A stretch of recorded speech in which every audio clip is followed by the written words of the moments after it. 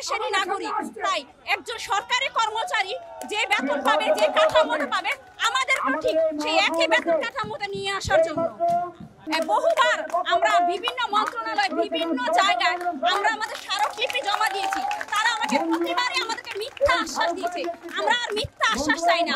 আমরা চাই মাননীয় প্রধান উপদেষ্টা আমাদেরকে আজকে একটা লিখিত বক্তব্য মানে কিছু দিবে আমাদেরকে।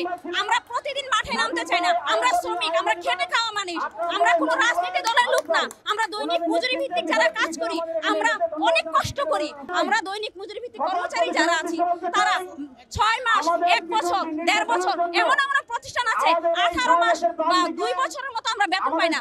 যখন আমরা বেতন না পাই ভাই, আমাদের সংসার চলে কি করে? আমাদের তো বাচ্চা কাচ্চা আছে, আমাদের তো সংসার আছে। তাহলে আমরা আমাদের সন্তানদেরকে কি খাওয়াই? আমরা একটা প্রতিষ্ঠানে কাজ করি, কেন করি? 2টা টাকার আশায়। সেই টাকাটাই আমরা মাসের পর মাস, দিনের পর দিন চলে যায়, বেতন পাই না।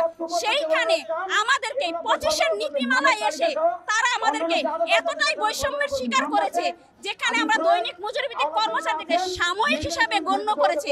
একটা প্রতিষ্ঠানে আমরা দিনের পর দিন, মাসের পর মাস, বছরের বছর কাজ করার পরে আমরা কি করে সাময়িক শ্রমিক হই?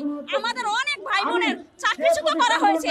আজকে আমি আপনাদের কাছে বক্তব্য দিচ্ছি, হয়তো আমি অফিসে যাওয়ার পরে দেখবো আমার চাকরিটা আজকে নেই। তার একটাই কারণ, আমি প্রতিবাদ করেছি, আমি বলেছি আমার কষ্টের কথা।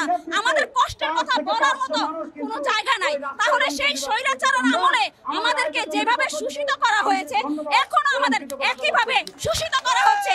আমরা এই শোষণ আর চাচ্ছি না। আমরা বৈষম্যমুক্ত স্বাধীন বাংলাদেশ চাই। যেই আশা, যেই স্বপ্ন নিয়ে ডক্টর ইউনূস স্যার বাংলাদেশ গড়ার কথা বলেছিলেন, আমরা চাই স্যার তার কথার বরখেলাপ করবে না।